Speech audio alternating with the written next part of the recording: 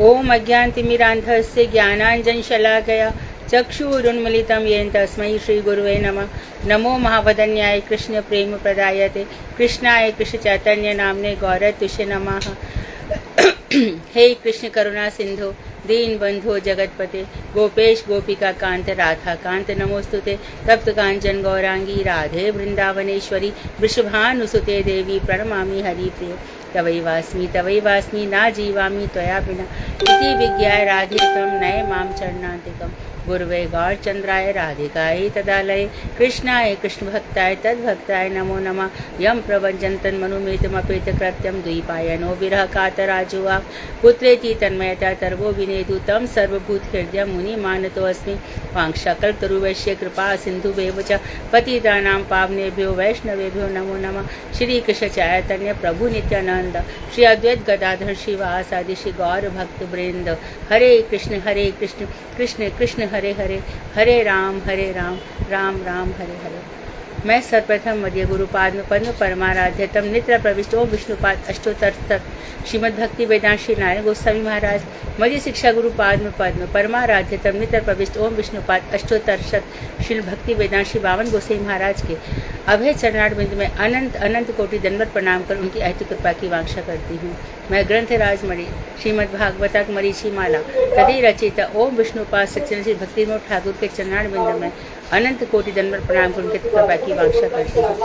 मैं उपस्थित सभी श्रोता वैष्णव वैष्णवी सभी के लिए यथा योग्य बंदन अभिवंदन दंडवत प्रणाम करती हूँ।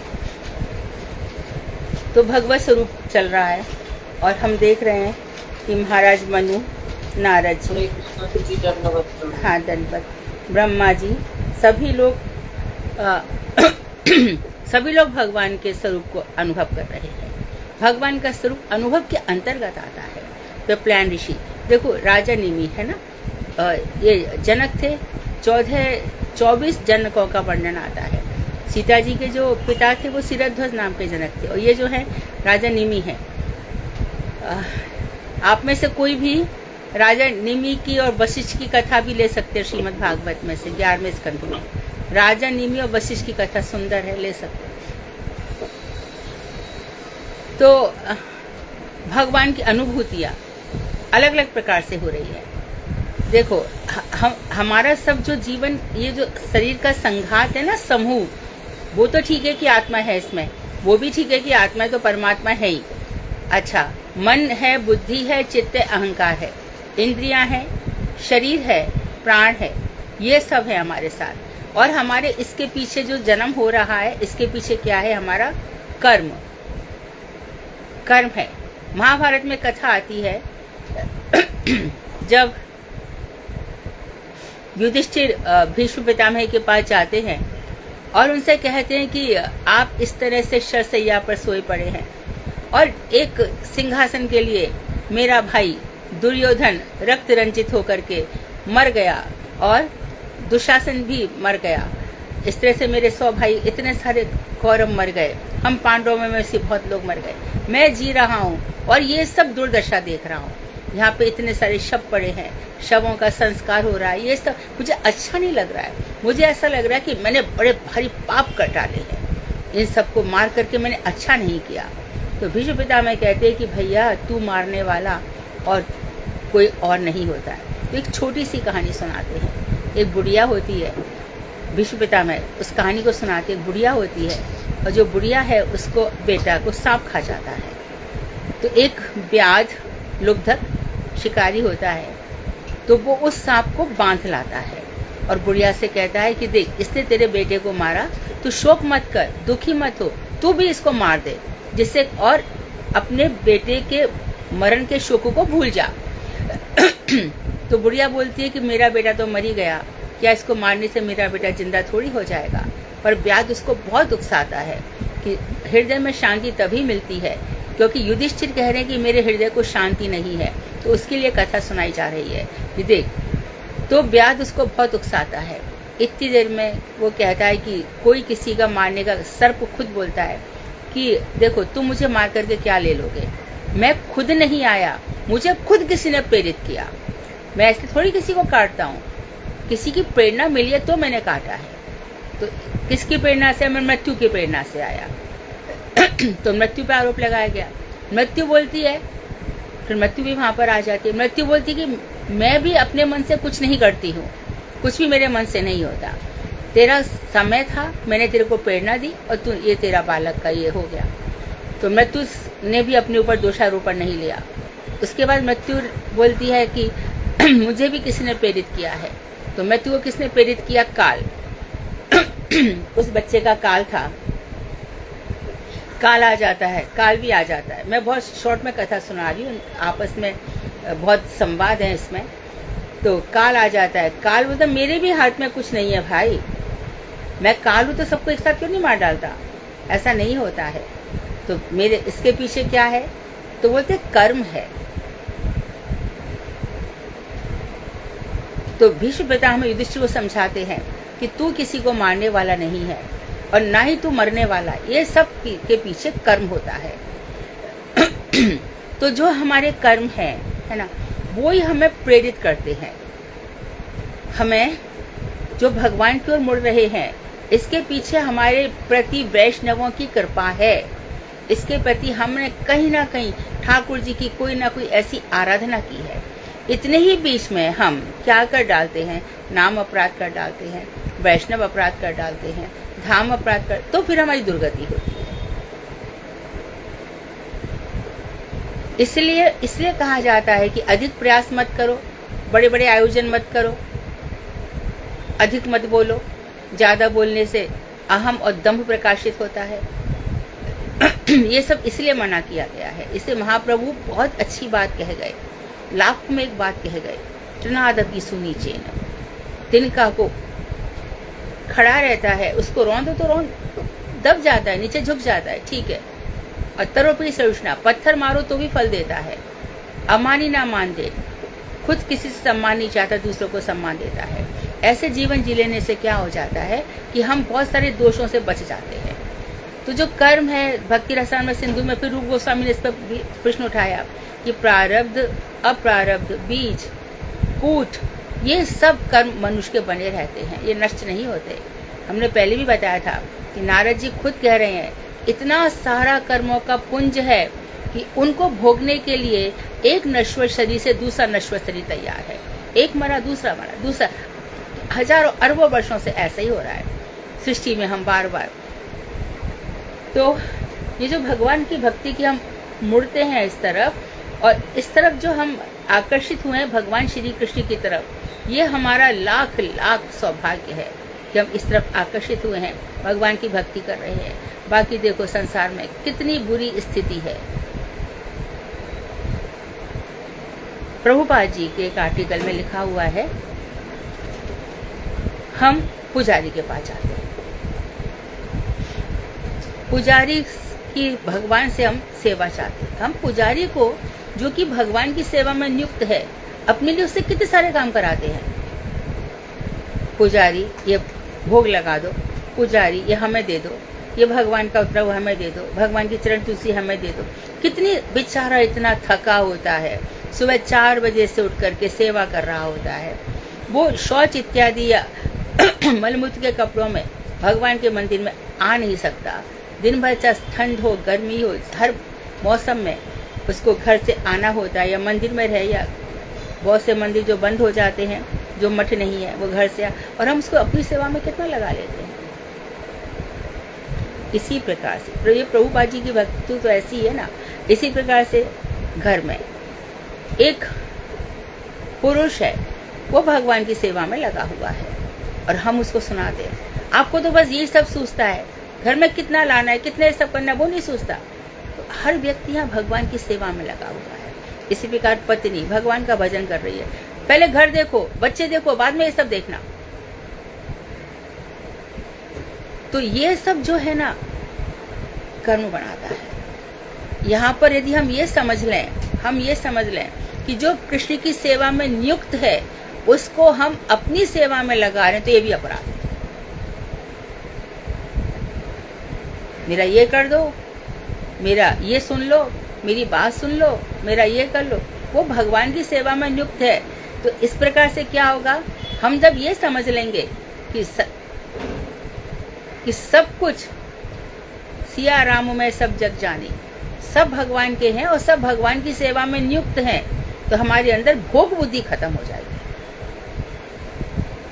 चित्त में शांति आ जाएगी, सारे शोक मोह दूरित हो जाएंगे। हमें इन बातों का विशेष रूप से ध्यान रखना चाहिए। तो इस तरह से इसमें सब अपने अपने हिसाब से भगवान को देख रहे हैं, और भगवान भी किसी के लिए ब्रह्म के रूप में, किसी के लिए परमात्मा के रूप में, और किसी के लिए भगवान के रूप में, ब्रह्म के रूप में आते हैं।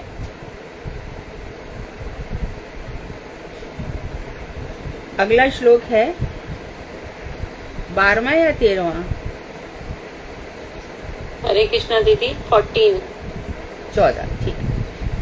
तो यहाँ पर श्री सूत जी शौनक आदि ऋषियों से कहते हैं प्रथम स्कंध के 30 अध्याय में, नाचास्य कश्चिन् निपुणेन धातुरवेति जंतु कमनीश ऊतिः नामानि रूपाणि मनोवचोभि सतन्वतो नटचर्यामि वाग्यः। जीव कमनीश, जीव कुमनीश, कुमनीश अर्थात मूढ़ है। मनीष मतलब कहते, मनीषा कहते बुद्धि को। कु एक तो होती है सु, अच्छी, सुपुत्र, अच्छा पुत्र, कुपुत्र, बुरा पुत्र। जीव की बुद्धि मूढ़ है, क्योंकि उसकी बुद्धि अत्यंत परिमित अर्थात सीमित है, बहुत सीमित बुद्धि है। अतएव कोई भी जीव अपनी बुद्धि की निपुणता द्वारा विधाता की लीला को जानने में समर्थ नहीं हो सकता। भगवान कहाँ क्या लीला कर रहे हैं कोई नहीं जानता। तो हम किसकी शरण में जाते हैं? श्रीमद् भागवत वही है, लेकिन कितने ही लोगों ने इसमें टीका लिखी। श्री जीव गोस्वामी ने लिखी, श्री सनातन गोसाई पाद ने लिखी, विश्वनाथ चक्रवर्ती ठाकुर ने लिखी, विजय ध्वज ने लिखी, और इधर बल्लभाचार्य ने लिखी, वंशीधर टीका है, कितने 18 टीका है तो हमने देखी है, इतनी सारी टीका है। तो जैसा जिसका अधिकार रहा उसने उसका वर्णन किया। इसी प्रकार से हमारी भी जैसी उपासना है, जैसी आराधना है, वैसी हमको प्राप्ति होती है। लेकिन हमारी जो जीव है, हम शास्त्रों से तो समझ सकते हैं, इसलिए वेदांत का तीसरा सूत्र क्या है? शास्त्र योनित्वात्। भगवान को समझोगे, कहाँ से समझोगे? शास्त्र पढ़ो, शास्त्रों से समझ पाओगे। या फिर जो शास्त्रों से युक्त वाणी बोलता है, जो शास्त्रों की वाणी बोलता है, उसकी वाणी सुनो, उससे होगा। नहीं तो तुम भगवान को कभी समझ ही नहीं पाओगे। क्योंकि जो खुद भगवान ने क्या कहा, भगवान ने क्या कहा श्रीमद् भगवद गीता के 7वें अध्याय में, अर्जुन जीव बड़ा कम बुद्धि का है, अल्पज्ञ है। क्यों? ये देवी देवताओं की आराधना करता रहता है। ये देवी देवता सब मेरी सेवा में लगे हुए हैं, ये सब देवी देवता मेरी सेवा करते हैं अर्जुन, और ये मूर्ख उनकी सेवा करता है। तो जो देवी देवताओं को मेरी सेवा में नियुक्त रहना चाहिए, ये उनको अपने कामों में लगा देता है, उनसे अपनी अपनी कामनाओं की पूर्ति करवाता रहता है। जबकि ये सूर्य निकलता है तो मेरे आदेश से निकलता है, चंद्रमा निकलता है तो मेरे आदेश से निकलता है, राहु इत्यादि ये सब बैठे हुए थे मेरे मोहिनी अवतार में, मैंने सबको दिखाया, ये सब मेरे अधीन है, ये सब मेरी सेवा में लगे हुए हैं, और जीव इनसे कुछ ना कुछ मांगता रहता है। तो इसीलिए जीव की कामनाएं खत्म नहीं होती। जिसकी जितनी अधिक कामना है वो सबसे बड़ा मूर्ख है। कामना से कर्म बनता है, कर्मों से दोष बनते हैं।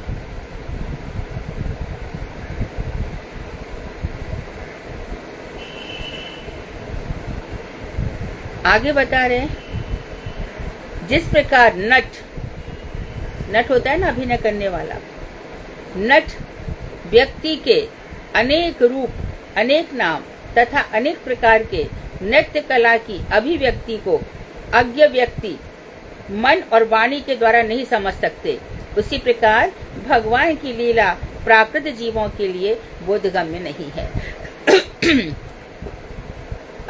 जैसे कि देखो, वो होता है ना ताश के पत्ते में वो दिखा देगा, जादू जादू दिखा देगा। और कैसे उसने कहाँ से कहाँ पत्ते घुमा दिए, कैसे कर दिए, आपके मन में क्या है, ये है, ऐसे बता देता है और हम आश्चर्यचकित रह जाते हैं।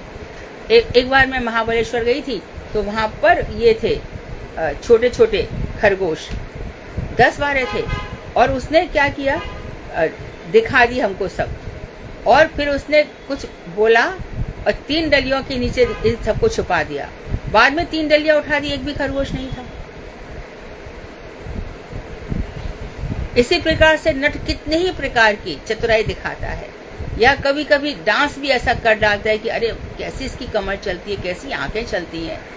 क्लासिकल नृत्य में हम ये सब देखते हैं। और अभिनय, कोई कोई इतनी बढ़िया एक्टिंग कर जाता है कि रियल लाइफ में कोई नहीं कर सकता।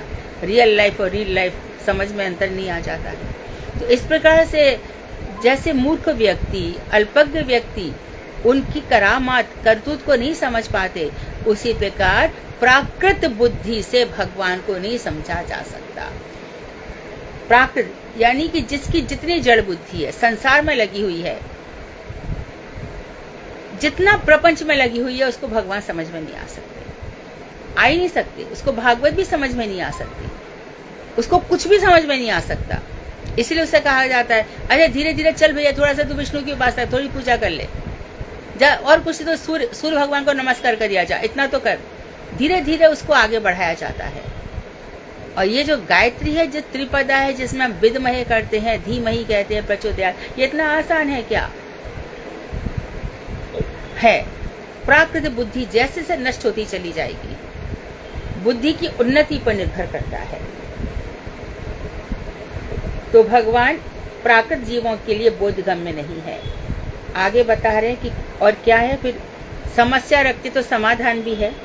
सावेद धातु पदवीं परस्य दुरंत वीर्यस्य रथांग पाणे यो मायया संतयानुवृत्त्या भजे तत्पाद सरोज गंधम। जो निष्कपट होकर नित्य निरंतर अनुवृत्ति द्वारा अर्थात अपने अक्षस ज्ञान के कारण भोग में तत्पर न होकर निरंतर वैकुंठ सेवा व्रति के अनुसार अनुकूल भाव से, हमने पहले बता दिया था कि अक्षस एक तो होता है अक्षस ज्ञान, अपने ज्ञान के बल पर अक्षस, अपनी जो हमारी इंद्रियों के ज्ञान के कारण नहीं, जो इंद्रियों के ज्ञान के कारण भोग में तत्पर न होकर, अक्षस मतलब इंद्रियों की भोग में, इंद्रियों के भोग में आंखें देखें, नाक सूंघे, कान सुने। अच्छा कोई एक फिल्मी गाना आ रहा है, कान बड़े भैया बड़ा रोमांटिक सॉन्ग है, बड़ा अच्छा लग रहा है, ऐसे तो ये सब जो मन अभी तक हमारा रम रहा है, तो सोचो प्रपंच हमारा गया नहीं है। जब तक इनसे एक मुझे राधिका ये दिखा रही थी कि लता मंगेशकर हैं, तो जब उनसे पूछा गया कि आप अगले जन्म में क्या बनना चाहती हैं, तो उन्होंने कहा कि मैं जन्म ही नहीं पाना चाहती, और यदि जन्म मिल भी जाए तो मैं एक साधारण परिवार में पैदा होना चाहती हूँ, और मैं लता मंगेशकर के रूप में तो कभी नहीं जीना चाहती। और जिसको भारत कोकिला न जाने क्या क्या उपाधियां मिली हुई है, ये उसका स्टेटमेंट है। प्रपंच से संतुष्टि नहीं मिलती, प्रपंच से सुख नहीं मिलता। कितनी दौलत है, शोहरत है, इज्जत है, जहाँ जाती है वहाँ पे, फिर भी देखो क्योंकि आत्मा की शांति नहीं है, इसमें आत्मा की शांति नहीं है। बैंड बाजा बना और झट से बस कमर मचकाने लग गए और ये सब करने लग गए, और उतने में हम खुश हो जाते हैं और सारी भक्ति धरी की धरी रह जाती है। पग पग पर हर एक हमारा कदम ऐसा हो कि हम क्या कर रहे हैं, क्या सुन रहे हैं। इतने जन्मों से हमारी ऐसी आदत पड़ी हुई है, अभ्यास पड़ा हुआ है कि उसमें हमारा मन रमता रहता है। तो ऐसे लोगों को जो भोग में तत्पर रहते हैं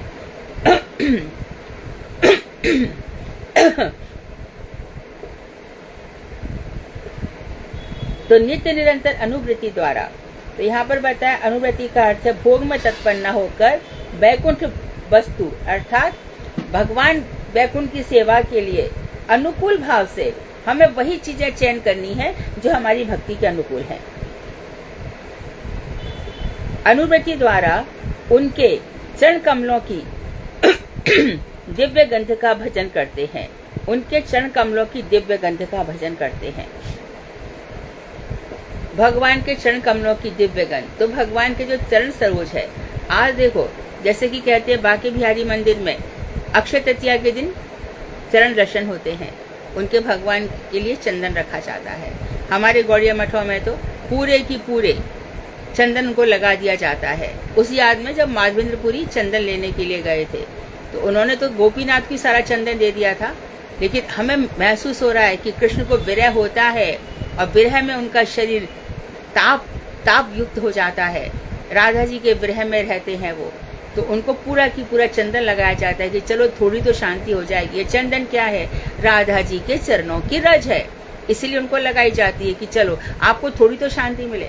तो आज के जो दर्शन होते हैं ये चंदन यात्रा इत्यादि चंदन दर्शन, तो भगवान के चरण कमलों की दिव्य गंध। आज आपके घर में भी जितने भी लोग होंगे, अगरबत्ती 1-2 मिनट दिखा सकते हो, 1-2 सेकंड के लिए, लेकिन आपको उनके जहाँ भी ठाकुर जी हैं उनके चरणों के नीचे जहाँ वस्त्र बिछा है वहाँ पे इत्र लगाना चाहिए, कोई सुगंधित पदार्थ लगाना चाहिए, जिससे कि दिव्य गंध का सेवन करना चाहिए। तो सेवन करते हैं केवल वे ही दुरंत वीर्य अनंत पराक्रमशाली चक्रपाणी, जिनके हाथ में चक्र है, पाणी हाथ, चक्रपाणी परमेश्वर विधाता की पदवी अर्थात तत्व को जान सकते हैं। तो कौन जान सकते हैं? जो नित्य निरंतर भगवान की सेवा में अनुकूल भाव से लगे हुए हैं। आनुकूल्येन, मेरे किस कार्य से भगवान संतुष्ट होंगे, किस कार्य से होंगे। कोई व्यक्ति धन के लिए इतना लोभी होता है, इतना पागल होता है, दिन रात वृद्धावस्था की ओर जा रहा है, जर्जर हो रहा है, लेकिन इतनी ममता उसमें पड़ी हुई है, कहाँ भगवान डालेंगे उसको? सोचो, कहाँ डालेंगे? मेरी प्रतिष्ठा इतनी हो, कहाँ भगवान डालेंगे? जो पूरा की पूरा सब कुछ समर्पण करेगा इस तरह से, तो भागवत की बात नहीं मानेंगे। भागवत सुना है, पढ़ा, पर भागवत की बात कितने लोग मानेंगे बोलो? तो केवल वे ही लोग अनंत पराक्रमशाली चक्रपाणी परमेश्वर विधाता की पदवी अर्थात तत्व को जान सकते हैं। श्रीमद् भागवत के प्रथम स्कंद के 8वें अध्याय में कुंती भगवान श्री कृष्ण से कहती है, क्या कहती है? जन्मेश्वरा श्रुता श्रीभि रेधमान मदापुमान नैवार्हत्या विधातुम वै त्वाम किंचन गोचरम। आप अकिंचनों द्वारा प्राप्त धन है। अकिंचन जैसे कि अभी हमने बोला, उसी से रिलेटेड है। जो संसार के धन को तुच्छ समझते हैं उनको अकिंचन कहा जाता है। अकिंचन का अर्थ होता है जिसके पास कुछ भी नहीं है, अर्थात जिनके पास अकिंचन कुछ भी नहीं है, अर्थात भगवान वैष्णवानाम परम धनम, जो वैष्णवों के परम धन है, इनको अकिंचन कहा जाता है। जो परम धन है, हमारो धन राधा श्री राधा श्री राधा, जीवन धन राधा राधा राधा राधा, परम धन राधा राधा राधा। तो हमारे जो प्राण है, धन है ना, राधा कृष्ण प्राण मोर जुगल किशोर, जीवने मरणे गति आर नहीं बोल।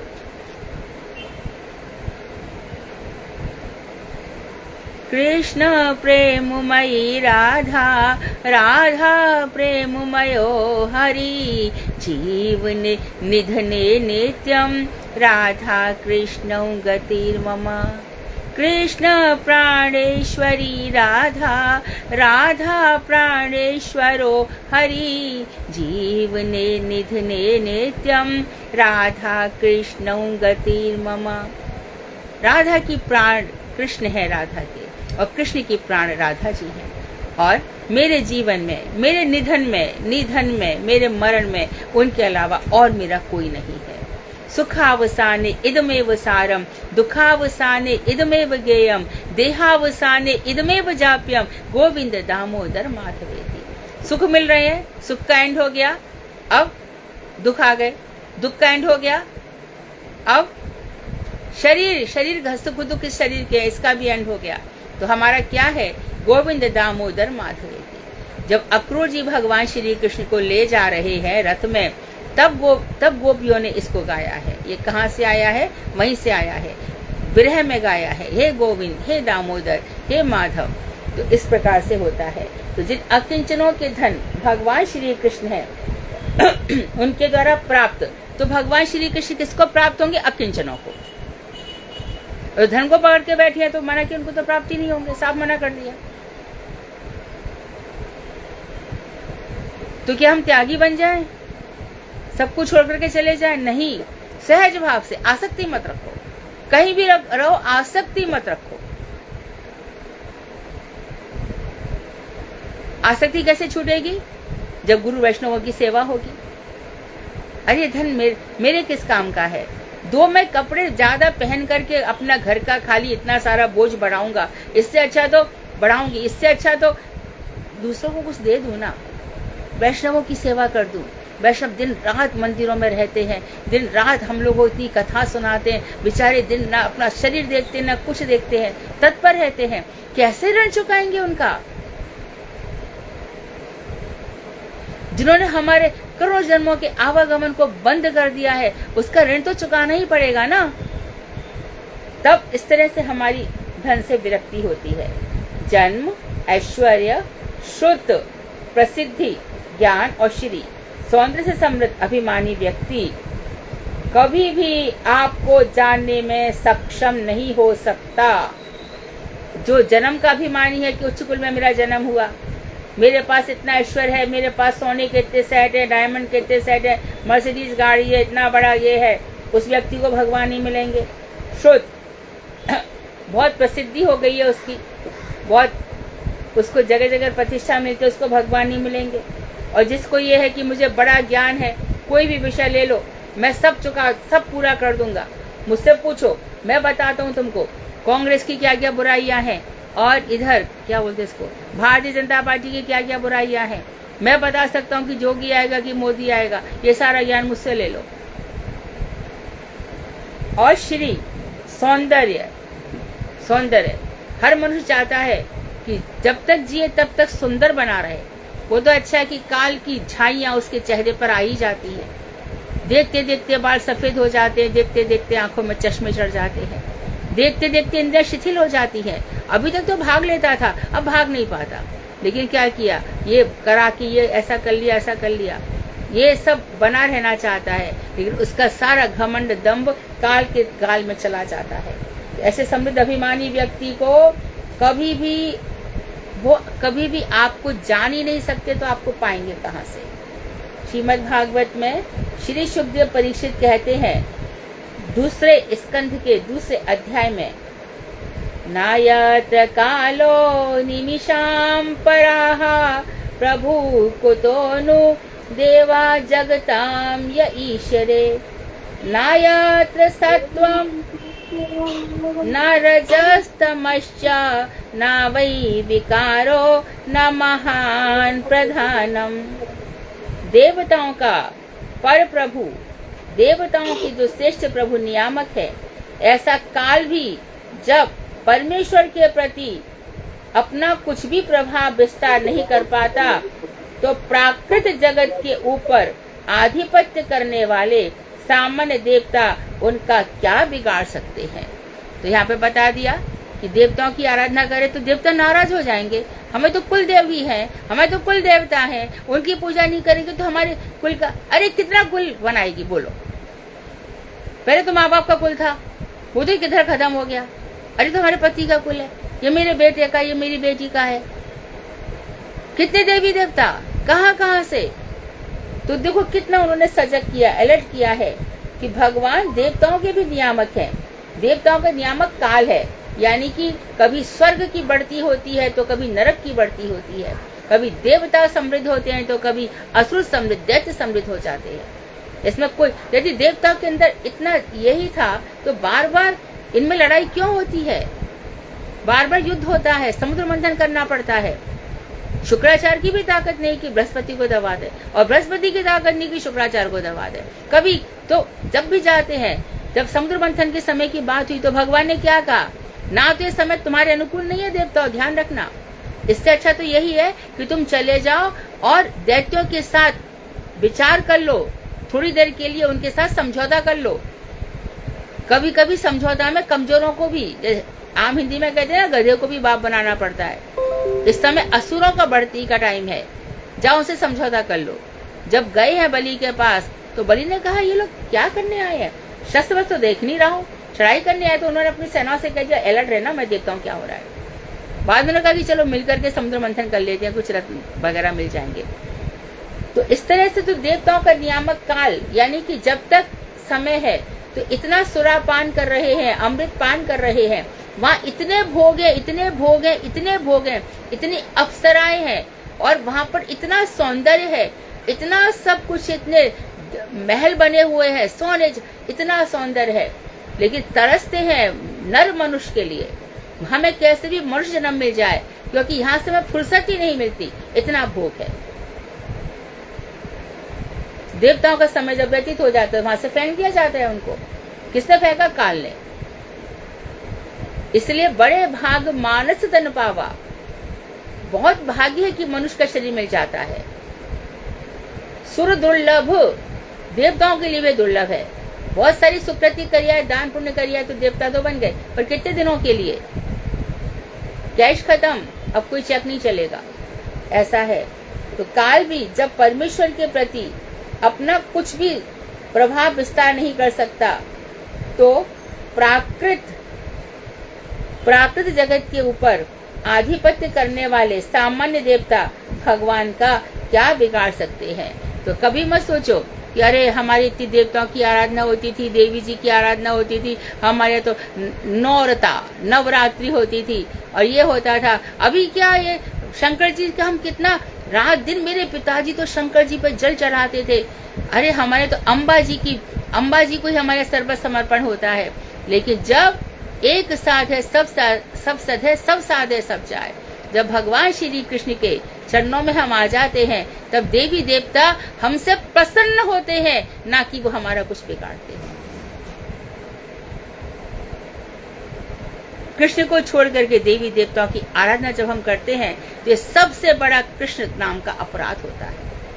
यही सबसे बड़ा अपराध है, नाम अपराध यही है सबसे बड़ा। जगत के ऊपर आधिपत्य करने वाले सामान्य देवता भगवान का क्या बिगाड़ सकते हैं। सत्य, रजतम, विकार, महतत्व और प्रधान उन पर किसी प्रकार का कर्तृत्व नहीं कर सकते। तो माया के 3 गुण, महत्व इत्यादि और प्रधान जीव शक्ति जो कुछ भी है, उनका किसी प्रकार का कर्तृत्व नहीं, उनके ऊपर उनका कर्ता कोई नहीं, उन पर किसी की दाल नहीं चलती है। आगे बता रहे हैं परम पदम वैष्णवा मामनन्ति तद्यत्रेति नेतीत्यत् दुत शिक्षा सृष्टि करने की इच्छा। विसृज्य दौरात्म मनत्य सौहृदा हृदोपगुहार्य पदम पदे पदे। योगीगण असत तत्वों का परित्याग करने की कामना से यह नहीं करते करते अनात्म मतलब जो आत्मा नहीं है, शरीर के दौरात्म का परित्याग करके अनन्य प्रेम के द्वारा हृदय में पूज्य श्री कृष्ण का पद पर आलिंगन करते हुए वैष्णव पद को ही परम पद के रूप में स्वीकार करते हैं। पहले तो ये समझ लो कि वैष्णव पद, वैष्णव कहलाना,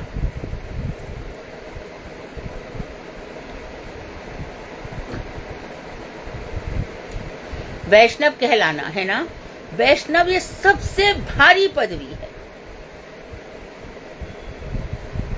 कोई तो कुछ पूछ रहा था कि काष्ण किसको कहते हैं। जो कृष्ण का है वो काष्ण है, पर वो वैष्णव नहीं होता, वो समझता है कि मैं कृष्ण ही हूं।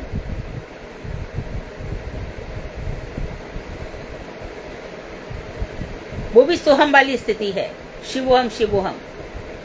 ये काष्ण वाले भी ऐसे ही है कि मैं कृष्ण हूं। तो जो वैष्णव है, वैष्णव कौन है? जो भगवान विष्णु की, विष्णु तत्व की, और विष्णु तत्व में सर्वश्रेष्ठ तत्व क्या है? विष्णु पूर्ण, राम पूर्णतर और कृष्ण है पूर्णतम। तो जो पूर्णतम तत्व की, तो इसमें सर्वश्रेष्ठ वैष्णव बताया गया शिव को। शिव जी परम वैष्णव हैं। तो जो शिव परम वैष्णव हैं, यदि वो ये देखते हैं कि मेरी आराधना छोड़ करके कृष्ण की आराधना कर रहा है, तो प्रसन्न होंगे, वो भगवान से ईर्ष्या करेंगे, भगवान के चरणों में अपराध करेंगे। हजारों लाखों उदाहरण है कि जो लोग शिव के भक्त थे, बाद में वो भगवान शिव से कहते हैं कि आप मुझे वरदान दीजिए। नरसिंह मेहता को भी यही कहा। नरसिंह मेहता को जब उसकी भाभी ने घर से निकाल दिया, तो शिव जी की पिंडी पकड़ के बैठे रहे 2.5 दिन तक, हटे ही नहीं वहां से। तो आंख लग गई। तो शिव ने कहा क्या चाहता है कि जो आपको अच्छा लगता है वही मुझे दे दो। तो शिव जी ने उनको दूर से ही रासमंडल के दर्शन करा दिए, और इसी नरसिंह मेहता का भात भरने के लिए खुद भगवान श्री कृष्ण आ गए। अपराध हुआ। और जब नरसिंह मेहता की जीवन कैसा था, कुछ भी नहीं था उनके पास, अकिंचन थे, अर्थात कृष्ण ही उनके परम धन थे। तो उन्होंने अपनी बेटी से कहा, बेटी ने कहा पिताजी विवाह है, भात का सिस्टम है, भात की हमारे यहाँ पर भात चलता है, आपको भात देना होगा। पिताजी ने कहा ठीक है बिटिया, जब पूछ ले भात में क्या क्या आएगा। तो उसने जाके सास को कहा। सास बड़ी जोर जोर से हंसी, और बड़ी जोर जोर के हंस के उसने कहा चल मैं तो कोई लिस्ट बनाती हूँ, ये गांव के प्रधान है, ये पंच हैं, ये ऐसा है, ये मेरी बहन का लड़का, ये भाई का लड़का, ये उसने पूरे की पूरे नाम गिना दिए। जाकर के दे गए अपने पिताजी को। फूट फूट के रो रही है, मेरे पिताजी का अपमान होगा, सबके सामने होगा। और पिताजी, उनको तो विश्वास है कि जहाँ पर कृष्ण है वहाँ ये सब क्या सोचना है, कृष्ण अपने आप ही सब व्यवस्था करेंगे। और उसके बाद जब आई तो नरसिंह जी देख रहे हैं उस पत्री को, अच्छा ये है, और ठाकुर जी स्वयं आ गए। देते रहे, सबकी सब भर गए। आश्चर्यचकित रहेगी सारी दुनिया। नरसिंह का भात आज तक फेमस है। तो इस तरह से कोई भी, चाहे दुर्गा देवी हो या कोई भी हो, जो भी भगवान श्री कृष्ण की आराधना कर रहा है, उसके लिए सब अनुकूल होते हैं।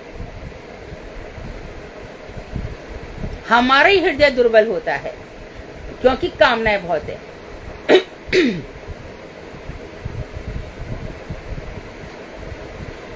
तो योगीगण असत, जिनका कोई नश्वर पदार्थ, असत तत्वों का परित्याग करने की कामना से क्या करते हैं, यह नहीं करते करते ये भी हमारे अनुकूल नहीं है, यह भी हमारे अनुकूल नहीं है, ऐसे दौरात्म का परित्याग कर देते हैं। दौरात्म मतलब शरीर आदि में आत्मबुद्धि है, शरीर मेरा है। और जो विष्णु देह में माइक बुद्धि, भगवान जन्म और मरण के अधीन है। अरे भगवान भी कुछ नहीं कर सकते, सब कुछ वर्क इज वर्शिप, कर्म ही सब कुछ होता है। ये वो वाले नहीं है जो अभी हमने कर्म की बात करी, ये वो वाले नहीं है, ये दूसरी बात है। तो दौरात्म भी एक बार फिर से बता दीजिए, अनात्म क्या इसमें आत्म और दौरात्म लिखा है ना? हाँ, आत्मा होता है, आत्मा। दौरात्म होता है, देखो नीचे लिखा है, बुक में नीचे ही लिखा है, शरीर को ही सत्य मानने वाले। दिख गया? देह आदि में आत्म बुद्धि करने वाले, देह को आत्मा मानने वाले। जी। तो दौरात्म का परित्याग करते हैं कि ये शरीर संबंधी जो चीजें हैं ये हमारे लिए प्राप्य नहीं है। तो इस प्रकार अनन्य प्रेम के द्वारा, अनन्य no other, only Krishna, no अन्य, कोई दूसरा नहीं, मात्र कृष्ण के प्रेम के द्वारा हृदय में पूज्य श्री कृष्ण का पद पद पर आलिंगन करते हुए इतने भावुक होते हैं कि भगवान श्री कृष्ण कहाँ पर, यहाँ भी, पीछे भी, आगे भी, सामने भी, कृष्ण मेरे चारों ओर है। मरण में भी, जीवन में भी कृष्ण ही मेरे, और वो है ही, हम देख नहीं पा रहे हैं, वो तो है ही, वो विश्व के अंतर्यामी है। यदि कृष्ण यदि कृष्ण मंदिर में है तो मेरे हृदय में भी है। यदि कृष्ण सर्वव्यापक है तो मेरे अंदर भी व्यापक है। यदि कृष्ण सब समय में है तो मेरे इस समय में भी है। यदि श्री कृष्ण कुंती की विपदाओं में है तो मेरी विपदा में भी वो खड़े हैं। यदि कृष्ण पांडवों की विपदाओं में खड़े हैं तो मेरे लिए भी खड़े हैं। यदि कृष्ण ये सारा ज्ञान अर्जुन को, उद्धव को, इस सब को दिया है तो ये ज्ञान मेरे लिए भी दिया है। तो इस तरह से जब भक्त सोचता है तो विशेष रूप से प्रहलाद जी जहां जहां हिरण्यकश्यप ने उसको अत्याचार किए, उनको हर पग पर ये लगा कि कृष्ण मेरा आलिंगन कर रहे हैं।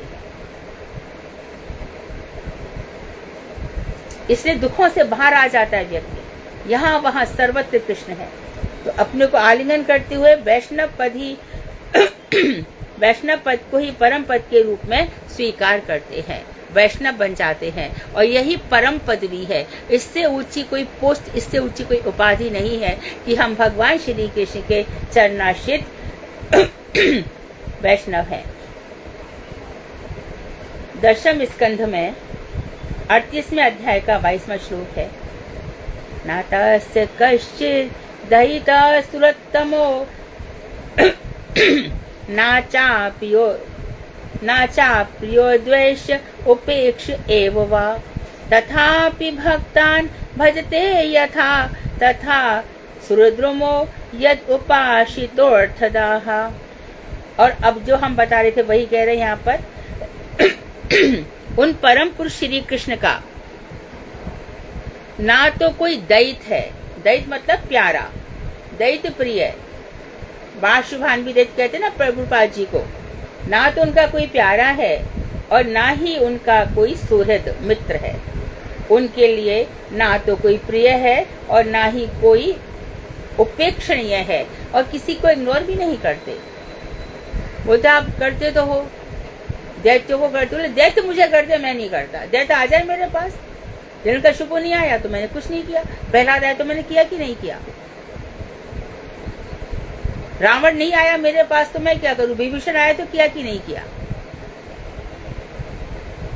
तो मेरे लिए कोई भी उपेक्षा का नहीं है।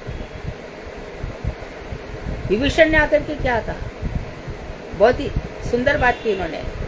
श्रवण सुजस सुन आय हूँ प्रभु भांजन भव भीर, त्राहि त्राहि आरत हरन सरन सुखद रघुवीर। आपका बहुत यश सुना है मैंने कि आप ऐसे हो।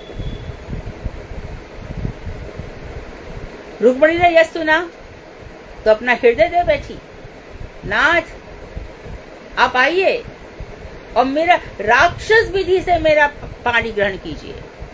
राक्षस विधि क्या है, यानी कि जो पिता यदि अपनी पुत्री का हाथ उनके हाथ में देता तब तो ये विवाह ठीक था, लेकिन उठा करके ले जाना तो राक्षस विवाह है। आप आइए लेके जाइए। तो भगवान श्री कृष्ण से होने के कारण, अच्छा तो उन परम पुरुष श्री कृष्ण का ना तो कोई दैत है, तो रुक्मिणी ने खाली उनकी प्रशंसा ही तो सुनी थी। नारद इत्यादि कभी कभी आकर के बता जाते थे, बहुत सुंदर हैं, बड़े गुणवान हैं, गोपियों के साथ रास रचते थे, ये सब बातें सुनती थी। तो उनके सौंदर्य को सुनकर के, उनके गुणों को सुनकर के रुक्मिणी मोहित हो गई थी। और ना ही कोई उनका उपेक्षणीय है, वो किसी की उपेक्षा नहीं करते। उनके लिए ना कोई प्रिय है और ना ही उपेक्षणीय है। फिर भी जैसे कल्पतरु अपना आश्रय लेने वाले व्यक्ति को मनोवांछित फल प्रदान करता है, उसी प्रकार भगवान भी अपने भक्तों का स्वयं भजन करते हैं और स्वयं भगवान उनसे प्रेम करते हैं। ये यथा माम प्रपद्यन्ते तांस तथे भजाम्यहम्। जो मुझको जैसा भजता है मैं उसको वैसे ही भजता हूँ। भजन करते करते उसकी इच्छा हो गई, ये भगवान मुझे ये मिल जाए, ले ले चल ले ले। इसे निष्प्रह संत, जिनको भगवान से कुछ नहीं चाहिए वही हमारे लिए पूज्य है। जो खुद सारे टाइम मांगा करते उनकी क्या पूजा करें। दाता एक राम, भिखारी सारी दुनिया। और फिर दुनिया से क्यों मांगे भाई, तेरे को जैसे भगवान ने दिया मेरे को भी देंगे, 10-10 हाथों से बरसाएंगे। कभी भी अपने आप को कमजोर मत समझना। अनाथ नहीं कोई यहाँ त्रिलोकी नाथ साथ है, दयालु दीन बंधु के बड़े विशाल हाथ हैं। ये तो भरोसा है। कब किस समय क्या करेंगे ये उनके ऊपर है, क्योंकि वही हमारे सबसे बड़े कल्याण करने वाले हैं। उसी प्रकार भगवान तो फिर भी जैसे कल्पतरु अपना आश्रय लेने वाले व्यक्ति को फल प्रदान करता है, उसी प्रकार भगवान अपने भक्तों का भजन करते हैं, उनसे प्रेम करते हैं। तात्पर्य यह है कि अपने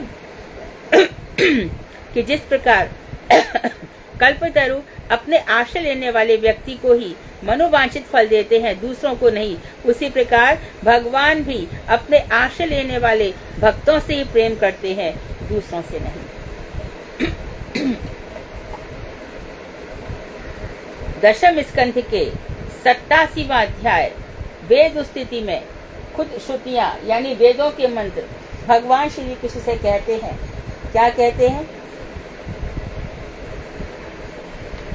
तम कर्णः स्वराडखिल कारक शक्तिधर तव बलि मुद वहन्ति समदन्त जया निमिषाः वर्ष भुजोऽखिल क्षितिपतेरिव विश्व सृजो विदधति यत्र ये त्वधिकृता भवश्चकिताः। हे प्रभु, आप मन, बुद्धि और प्राकृत इंद्रियों आदि के संबंध से सर्वथा रहित है। मन आपको पा सकता है? नहीं जी, बिल्कुल नहीं। ये मन तो वैसे ही भटकता रहता है। कहाँ जितना भी ये प्रपंच है ना, ये मन से रिलेटेड है। इसलिए मन का भरोसा मत करो, मनस्वी बनो। मन आपके कंट्रोल में होना चाहिए। मेरा तो मन ये कर रहा है, अरे तू मनोरामी है। तेरा मन कितने अरबों वर्षों से ना जाने क्या क्या करके आया है, क्या क्या सोच के आया है, क्या क्या तूने क्या क्या शुभ अशुभ क्या क्या नहीं किया। तेरे मन का मैं क्या करूं? तेरा मन जो कुछ करता है तू जाने। तेरा मन मेरे ऊपर हावी नहीं हो सकता भाई। मैं अपने मन की सुनूंगी, तेरे मन का क्यों सुनूं? कहां से जाने कैसे तेरे मन में काम भरा है, क्रोध भरा है, लोभ भरा है, मोह भरा है, ईर्ष्या भरी है। तेरी बातों से मेरा क्या लेना देना? तू मनोरामी है, तू देहारामी है, शरीर के सुख भोग में लगा रहता है सारे टाइम। नौकर चाहिए? क्यों चाहिए? नौकर में भगवान नहीं है? फिर तूने भगवान का दर्शन क्या किया? सहायक होता है, समझ सकते हैं। सहायक होता है, सहायक से हम सहायता ले सकते हैं। तो हे प्रभु, आप मन, बुद्धि और प्राकृत इंद्रियों आदि के संबंध से सर्वथा रहित है। तो ना आपको मन छू सकता है, ना बुद्धि छू सकती है, ना इंद्रिया आदि। इनसे तो आप प्राप्त हो ही नहीं सकते। तो सोचो, हम इन इंद्रियों से मंदिरों में दर्शन करते हैं। पा लिया भगवान को? पा लिया, तब तो भटक क्यों रहे हो?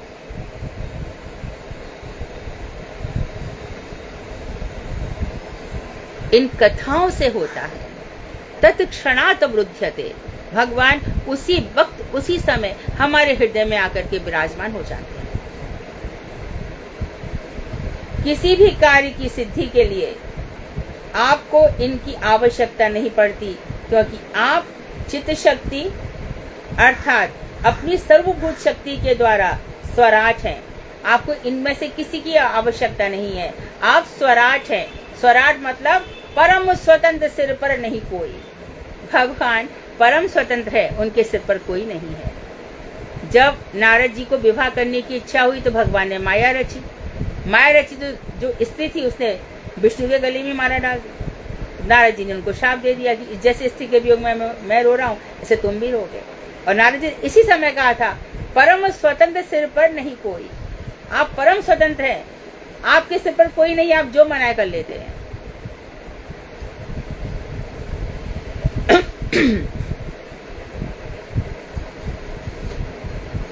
तो भगवान, आप चित्त शक्ति अर्थात अपनी सर्वभूत शक्ति, आपकी जो स्वरूप शक्ति है उसके द्वारा स्वराट है, सबसे ऊंचे हैं और अखिल कारक, सब प्रकार के कार्यों का संपादन करने की क्षमता रखने वाली शक्ति को स्वभावतः धारण करते हैं। और सब प्रकार के काम करने वाली जो सर्वभूत शक्ति है, जो सब कुछ रच रही है, उसको आप धारण करते हैं।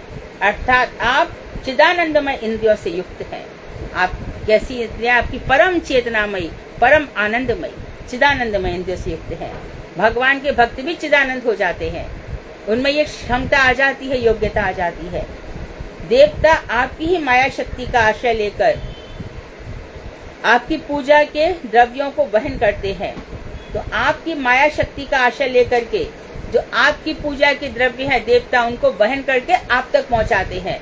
देवता अर्पण की हुई सब वस्तुओं को भगवान तक पहुंचाते हैं, तो पूजा तो भगवान के पास चली जाती है भैया, पूजक नहीं जाता, क्योंकि उसने उनकी भगवान की महिमा को ही नहीं समझा। वर्ष खंड के अधिकारी छोटे छोटे राजा जिस प्रकार अखिल पृथ्वीपति सम्राट की आज्ञा का पालन करते हैं, उसी प्रकार ब्रह्मा आदि विश्व का सृजन करने वाले अपने अपने स्थान के अधिकारी होकर आपके भय से चकित से रहते हैं तथा सदैव आपका सम्मान करते रहते हैं।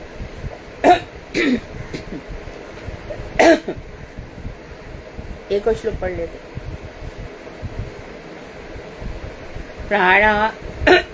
प्राणादीनां विश्वसृजां शक्तयो यः परस्यताः पारतन्त्रयाद् वै सादृशयाद् द्वयोश्चेष्ट्येव चेष्टताम्। विश्व की सृष्टि करने वाले ब्रह्मा आदि, आदि मतलब शंकर आदि की जो प्राण आदि शक्तियां हैं, वे समस्त ही परम पुरुष स्वरूप आपकी ही शक्तियां हैं। सृष्टि करने वाले ब्रह्मा आदि के जो प्राण हैं, वो सब आप से ही निकल रहे हैं, ये सब आपकी शक्तियां हैं। ब्रह्मा आदि तो आपकी माया के अधीन अर्थात परतंत्र हैं, आप प्रभु हैं, वे सब आपके दास हैं, सब आपके दास है। श्रुतिया कह रही है मंत्र, जो मंत्र है ऋचाएं, वो सब भी भगवान के पास इस तरह से कह रहे हैं। इसीलिए आपके साथ उनकी परस्पर समानता हो ही नहीं सकती। ब्रह्मा विष्णु महेश से आपकी समानता नहीं हो सकती। अतएव ब्रह्मा तथा उनकी प्राण आदि शक्तियां चेतन अचेतन दोनों की ही चेष्टाएं आपकी शक्ति के द्वारा ही सफल होती हैं।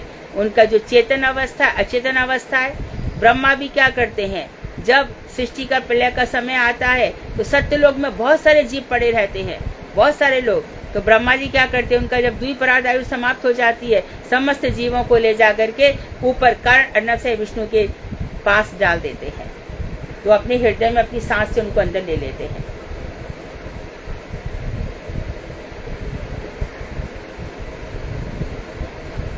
तो चेतन और अचेतन दोनों की चेष्टाएं आपकी शक्ति के द्वारा सफल होती हैं, जिसके फलस्वरूप वे अपना कार्य करते रहते हैं।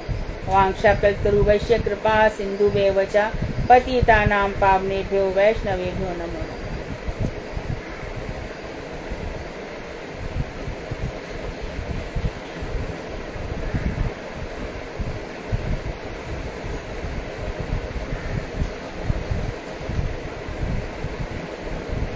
कोई प्रश्न है?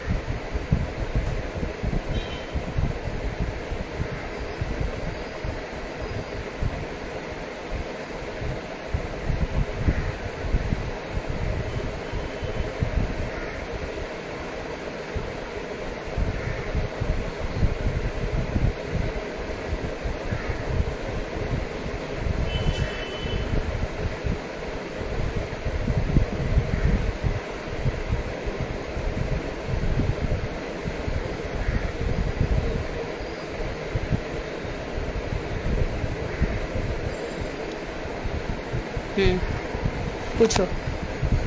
हरे कृष्णा देवी, दंडवत प्रणाम। दंडवत। देवी अभी हमने किया कि जैसे जिस प्रकार नट व्यक्ति के अनेक रूप नाम तथा विविध प्रकार की नृत्य कला की अभिव्यक्ति को अज्ञ व्यक्ति मन और वाणी के द्वारा नहीं समझ सकता, उसी प्रकार में भगवान की लीला प्रार्थना जीवों के लिए बहुत करनी होगी। पहली लाइन नहीं समझ आई, दूसरी तो आई समझ। पहली लाइन थोड़ा सा बता दीजिए। जैसे नट होता है ना, नर्तक होता है, कई प्रकार के उदाहरण दिए ना, उसके नामों को रूपों को कोई समझ नहीं सकता, वो कितने सारे वेश धारण करके आ जाता है। उसी प्रकार आपको हाँ।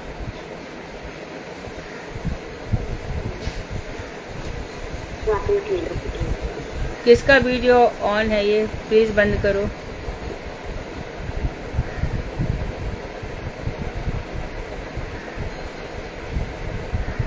संगीता दीदी आप अपना कैमरा ऑफ कर लो। हरे कृष्ण दीदी, दंडवत प्रणाम। दीदी ये दीदी स्पिरिट में दीदी उपेक्षणीय होता है दीदी। उपेक्षणीय है, जी दीदी। इग्नोर करने योग्य। भगवान किसी को इग्नोर, उपेक्षा नहीं करते, तिरस्कार नहीं करते किसी का भी। जी दीदी, हरे कृष्ण दीदी।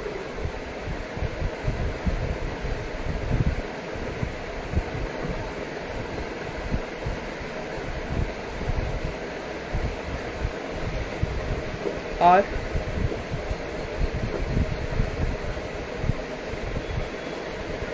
एक बार वो कर्तव्य, ये जो वर्ड, एक तो कर्तव्य नॉर्मल वाला होता है, एक दूसरा वाला कर्तव्य है, उसका थोड़ा अर्थ बता दीजिए बिल्कुल।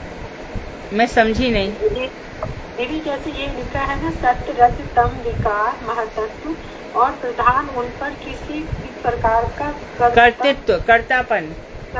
हाँ, ये सब आपके कर्ता नहीं बन सकते। इनमें किसी की भी दाल आपके ऊपर गल नहीं सकती। इनका कर्तापन आपके ऊपर नहीं चलेगा।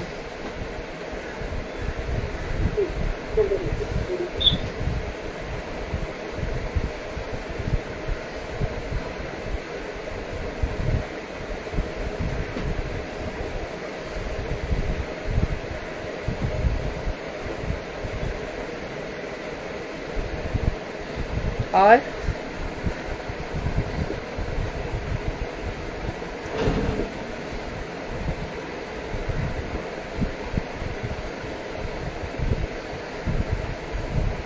ठीक है, फिर भागवत सुधा आज कौन बोलने वाला है? हरे कृष्णा दीदी, दंडवत प्रणाम। हाँ, धन्यवाद। आज दीदी इंदुवाही दीदी बोलेंगी मोहिनी अवतार पर। हरे कृष्णा इंदु आज दीदी, तो हाँ, बोलिए। मोहिनी अवतार की बात भी आई थी। बोलिए इंदु जी। हरे कृष्णा। हरे कृष्णा। अज्ञानतिमिरान्धस्य ज्ञानाञ्जनशलाकया चक्षुरुन्मीलितं तस्मै श्रीगुरवे नमः। गुरवे गौरचन्द्राय राधिकायै तदालये कृष्णाय कृष्णभक्ताय तद्भक्ताय नमो नमः। मैं सर्वप्रथम अपने गुरुदेव नित्य गीता प्रविष्ट ओम विष्णुपाद अष्टोत्तर शत श्री श्रीमद्भक्ति विज्ञान भारती गोस्वामी महाराज जी के अभय कर्म कमलों में अनंत कोटि दंडवत प्रणाम करते हुए उनसे अहेतुकी कृपा की वांछा करती हूँ।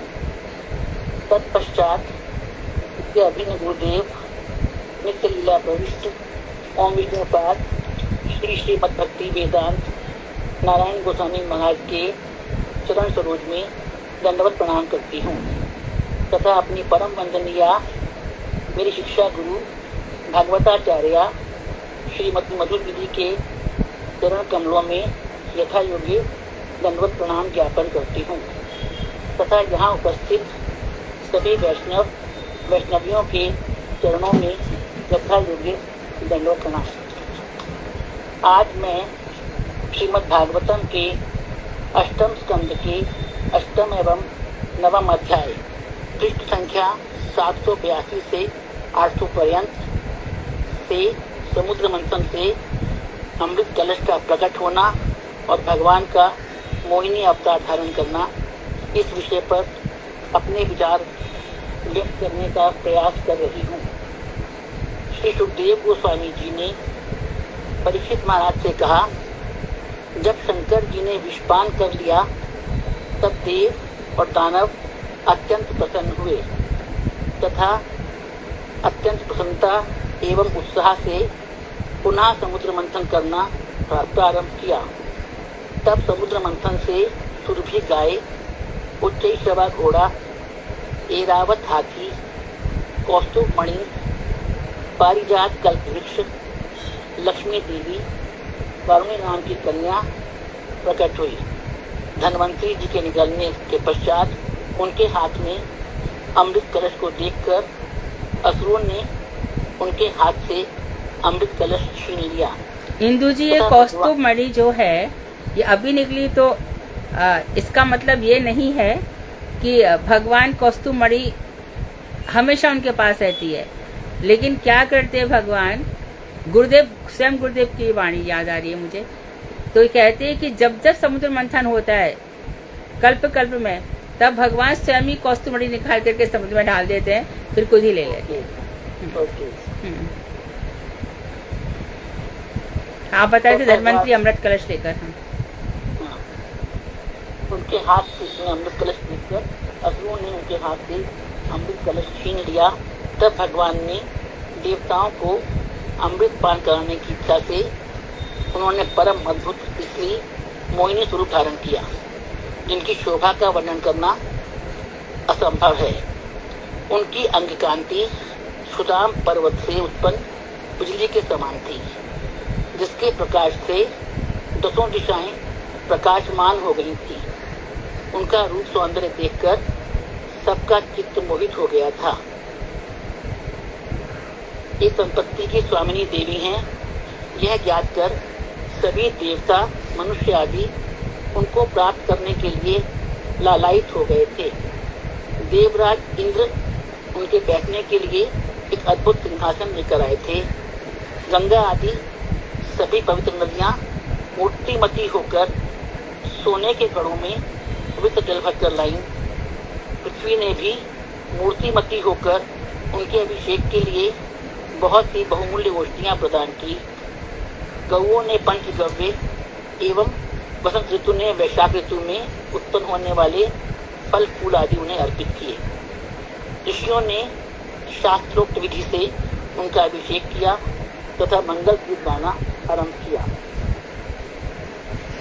तथा नृत्यांगनाओं ने सुंदर नृत्य एवं गायन प्रारंभ किया। बादलों ने स्वयं मूर्तिमान होकर मानो मृदंग, डमरू, शंख, वेणु, वीणा आदि वाद्यों को ऊंचे स्वर में बजाया।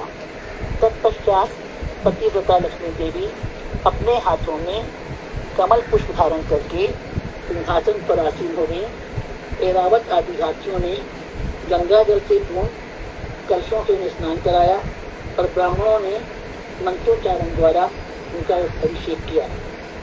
समुद्र ने उन्हें सुनहरी रेशमी वस्त्र पहनने के लिए प्रदान किए। वरुण देव ने बैजन की माला प्रदान की, इस पर भंवरे गुणगान कर रहे थे। प्रजापति विश्वकर्मा ने सुंदर आभूषण दिए। माँ सरस्वती ने मूर्तियों का हार दिया। ब्रह्मा जी ने कमल पुष्प, नागों ने 2 कर्णकुंडल दिए। जब स्वस्तिवाचन और अभिषेक आदि मंगल कार्य संपन्न हो गए, तब लक्ष्मी जी अपने हाथों में कमरों से गुंजायमान कमल पुष्पों की माला लेकर चली। कुंडलों को धारण करने से उनके मुख की शोभा अत्यंत आकर्षक लग रही थी। वो मंद मंद मुस्कुरा रही थी। उनकी कमर अत्यंत पतली थी। जब वे कमल पुष्प लेकर इधर उधर घूमती थी तो उनके नुपुरों से मधुर ध्वनि निकलती थी। सब ऐसा प्रतीत होता था मानो कोई स्वर्ण लतिका विहार कर रही है। सुखदेव जी ने परीक्षित जी से कहा, उस परम सुंदरी को देखकर काम मोहित होकर दैत्य उनके पास पहुंचे और उनसे पूछा, हे कमल लोचने, हम सब में एक ही वस्तु को लेकर विवाद हो रहा है। हम सभी देव और दानव कश्यप जी के पुत्र होने के कारण सगे भाई हैं। हमें समुद्र मंथन से जो अमृत प्राप्त हुआ है, तुम उस अमृत को हमने समान रूप से बांट दीजिए, जिससे हमारा कलह कश्यप के, यानी हम कश्यप ही हमारे पिता हैं। कश्यप की पत्नी दिति से दैत्य और अदिति से देवता। हाँ बिल्कुल। तब मोहिनी रूपधारी मंद मुस्कान के साथ दैत्यों की ओर देखते हुए इस प्रकार बोली, हे कश्यप पुत्रो, मैं तो उल्टा हूँ, आप ही के संतान हो। हे दैत्यो, मैं उचित अनुचित जो भी करूँ, यदि तुम्हें स्वीकार है तो मैं अमृत का वितरण कर सकती हूँ।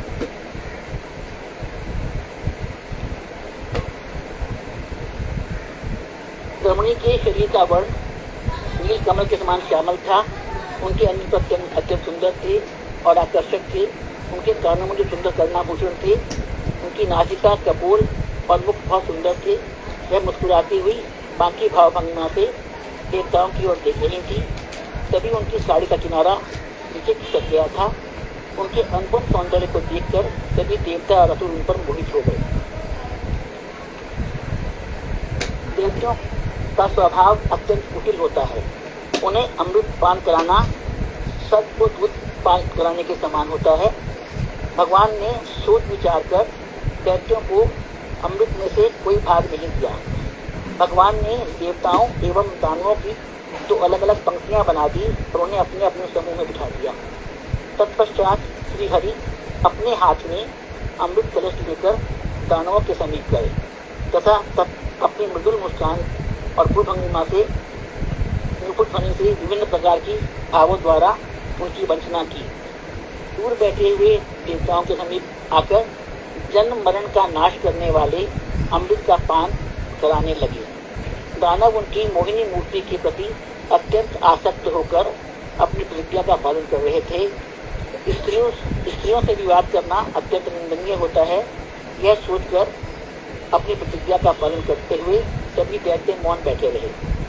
मोहिनी के प्रति असुरों को अत्यधिक प्रेम हो गया था। उन्हें यह भय था कि यह प्रेम कभी नष्ट न हो जाए। इसी कारण असुरों ने उन्हें कोई कलह सूचक बात नहीं कही। जिस समय भगवान देवताओं को अमृत पान करा रहे थे, उसी समय राहु नाम का एक दैत्य देवताओं का वेश धारण करके उनकी पंक्ति में बैठ गया। देवताओं के साथ उसने भी अमृत पान कर लिया। इसी बीच सूर्य और चंद्रमा ने अपनी भौं के संकेत द्वारा उनके असुर होने का संकेत दिया। भगवान ने अमृत पिलाते पिलाते अपने तीक्ष्ण धार वाले सुदर्शन चक्र से राहु के सिर को काट दिया। अर्थात अमृत जो था वो कंठ में उतरने से पहले ही भगवान ने उसका मस्तक काट डाला। अतः अमृत उसकी देह का स्पर्श नहीं कर पाया, परंतु उस असुर का सिर अमर हो गया। अमर हो जाने के कारण ब्रह्मा जी ने राहु के सिर को एक ग्रह बना दिया। चंद्रमा और सूर्य का शत्रु है राहु आज भी पूर्णिमा और अमावस्या के दिन उन पर आक्रमण किया करता है। जब देवताओं का अमृत पान कार्य प्रायः समाप्त हो गया था, तब लोकपाल भगवान श्री हरि ने अपना मोहिनी स्वरूप त्याग कर अपना वास्तविक रूप प्रकट कर दिया। तो देव महाराज ने कहा, हे परीक्षित, देश क्या हुआ? क्या हो गया? सुखदेव महाराज ने कहा,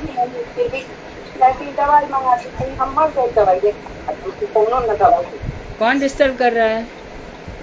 तो मंजू नाम की है, मंजू नाम से आप कृपया ध्यान। स्पीकर ऑफ करिए आप प्लीज। मंजू दीदी, हरे कृष्णा। कथा चल रही है। स्पीकर ऑफ करिए प्लीज।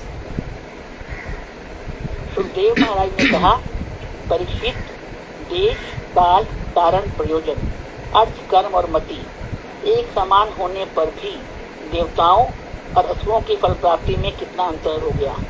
देवताओं ने भगवान के चरण कमलों की रस का आश्रय लिया था, किंतु दैत्य भगवान के चरणों से विमुख थे, इसलिए इतना कष्ट साध्य परिश्रम करके भी अमृत फल की प्राप्ति न कर सके।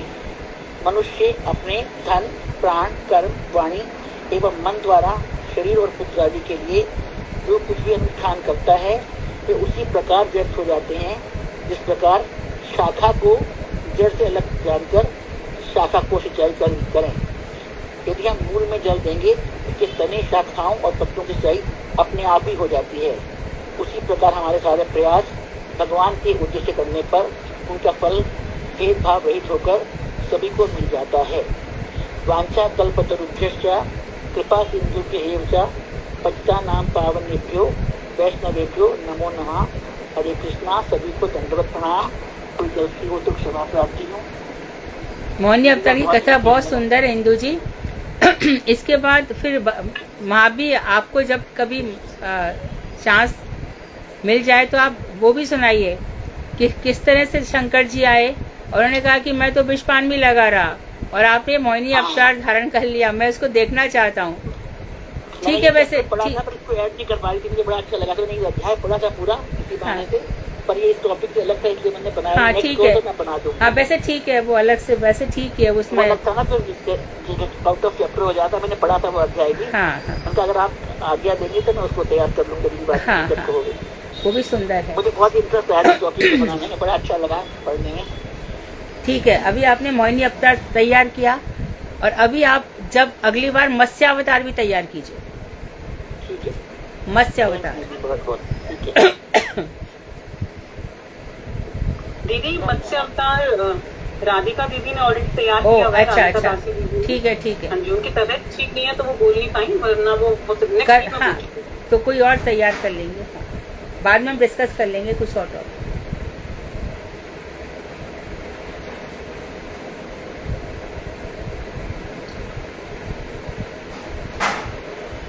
भजन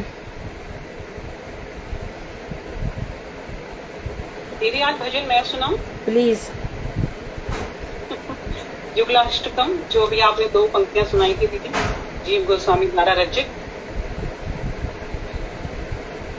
हरे कृष्णा दीदी, दंडवत प्रणाम। धन्यवाद। कृष्ण प्रेममयी राधा, राधा प्रेममयो हरि, जीवने निधिनि नित्यं, राधा कृष्णो गतिर्मम, राधा कृष्णो गतिर्मम।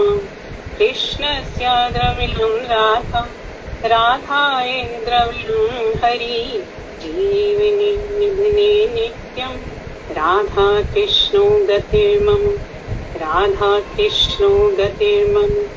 कृष्ण प्राणमयी राधा, राधा प्राणमयो हरि, जीवने निधिने नित्यं, राधा कृष्णो गतिर्मम, राधा कृष्णो गतिर्मम।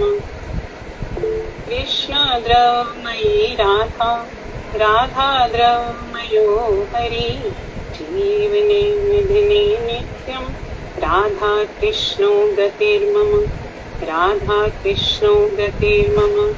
कृष्ण गेह स्थिता राधा, राधा गेह स्थिता हरि, जीवने निधिने नित्यं, राधा कृष्णो गतिर्मम, राधा कृष्णो गतिर्मम। कृष्ण चित् स्थिता राधा, राधा चित् स्थितो हरि, जीवने निधिने नित्यं, राधा कृष्णो गतिर्मम, राधा कृष्णो गतिर्मम। नीलाम्बरधरा राधा, पीताम्बरधरो हरि, जीवने निधिने नित्यं, राधा कृष्णो गतिर्मम, राधा कृष्णो गतिर्मम। वृन्दावनेश्वरी राधा, कृष्णो वृन्दावनेश्वरः, जीवने निधिने नित्यं, राधा कृष्णो गतिर्मम, राधा कृष्णो गतिर्मम। हरे कृष्ण दीदी, दंडवत प्रणाम। ठीक है। वांछा कल्पतरुवैश्य कृपा सिंधुभ्येव च पतितानां पावनेभ्यो वैष्णवेभ्यो नमः। दंडवत प्रणाम दीदी। धन्यवाद।